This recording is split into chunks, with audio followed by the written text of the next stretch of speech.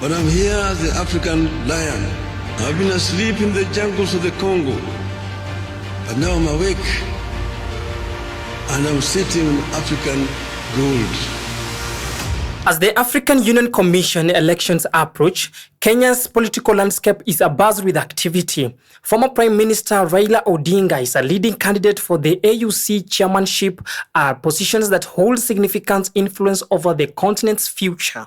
In a show of solidarity, over 100 members of parliament, along with the high-ranking officials, are set to travel to Addis Ababa, Ethiopia, to support Odinga's bid. This move has sparked discussions among the financial implications and the broader significance of such a large delegation. Prospects for Raila to capture the seat are very, very high. The Kenyan delegation comprises MPs from various political affiliations, governors, and other dignitaries. Their primary objective is to observe the AU elections and offer moral support to Raila Odinga. Notably, the elections process is the prerogative of Africa heads of state, meaning the MPs will not have a direct role in the voting. This has led questions about the necessity and impact of their presence. The journey to Addis Ababa entails several expenses, including flights, accommodation, meals, local transportation, and miscellaneous costs. Now, let's talk about the flights. A round-trip ticket from Nairobi to Addis Ababa varies depending on the airline and the class. For instance, Ethiopian Airline offers economy class ticket at approximately 82,000 Kenyan shillings and business class at around 180,000 Kenyan shillings. Kenya Airways provides similar routes with economy fare at about 75,000 Kenyan shillings and business class at around 230 Kenyan shillings. Now let's talk about their accommodation. Staying in 5-star hotel like Sheraton or Radisson Blue in Addis Ababa costs around 60,000 Kenyan shillings per night. Opting for 4-star establishment can range between 12,500 Kenyan shillings and 20,000 Kenyan shillings per night. For a 3-day stay, the total accommodation expense per individual would be between $465 and $1,395. Now, meals and entertainment. Daily expenses for meals and drinks are estimated at around 5,000 Kenyan shillings. Over 3 days, it amounts to 15,000 Kenyan shillings per person. Local transportation.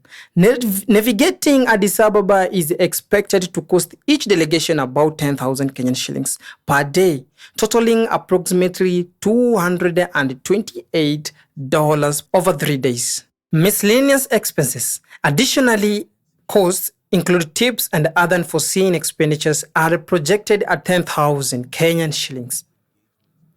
Aggregating these expenses, each MP is anticipated to spend around 470,000 Kenyan shillings for the trip. Consequently, for a delegation of 100 MPs, the total expenditure will be approximately 47 million Kenyan shillings. Now, let's talk about the funding sources, government versus personal finances. The substantial cost associated with this delegation has led to public scrutiny regarding the sources of funding.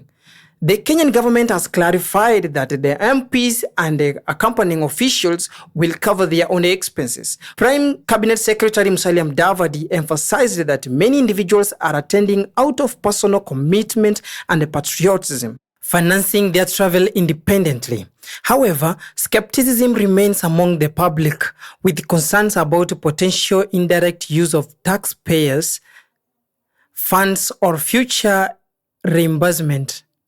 The government's assurance aims to mitigate these concerns, but transparency will be crucial to maintain public trust. Na kwa sababu hiyo, mimi nataka niwaambia kwamba sasa the biggest campaigner wa kutafutia Mheshimiwa Raila hiyo kazi ni William Ruto. The first voter ule atampigia kura ni Mheshimiwa William Ruto. The presence of such a sizable Kenyan delegation in Addis Ababa is intended to demonstrate national unity and support for Raila Odinga's candidacy. I don't support Mr. Odinga's bid for a number of reasons, and I've already stated that in different forums. Political analysis suggests that these shows of solidarity could enhance Kenya's image on the continental stage, signaling internal cohesion and a collective commitment to African unity. Nevertheless, the necessity of sending over 100 MPs, especially when they hold no voting power in the election, have been a point of contention. God always answering prayer. So I believe that Raila Odinga is going to have victory, and that is what we are looking for, that God to give him victory so that he can be the chair of African Union. Critics urge that the trip may be more symbolic than substantive, questioning its cost effectiveness and the message it sends about governmental priorities. If elected as the AUC chairperson, Raila Odinga would assume a pivotal role in shaping Africans' policies and initiatives. The position offers a monthly salary of 2.01 million Kenyan shillings, along with traditional benefits such as educational allowances for children and comprehensive medical coverage. Beyond personal remuneration, Odinga leadership could bolster Kenya's influence within the African Union, potentially leading to increased diplomatic leverage and opportunities for Kenyan professionals within AU institutions. The decision to dispatch a large delegation has elicited mixed reactions from the Kenyan public. Some view it as a patriotic gesture reflecting national pride and support for the distinguished leader. Others perceive it as an unnecessary extravagance, especially given the country's economic challenges and the delegation's limited role in the actual election process.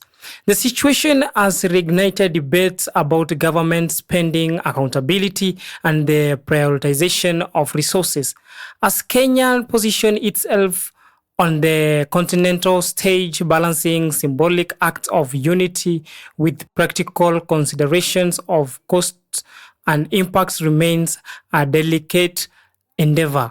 The convergence of over 100 Kenyans, MPs, and officials in Addis Ababa underscores the national commitment to supporting Raila Odinga's bid for the African Union Commission chairmanship. While the gesture is laden with symbolic significance, it also brings to the fore important discussions about fiscal responsibility, the role of political solidarity, and the optics of such actions in the eyes of the public. As the AU elections approach, the outcomes will not only determine the continent's leadership trajectory, but also reflect on Kenya's diplomatic, strategic, and internal cohesion. Thank you for watching. I've been yours, Duncan, and this is BD Media.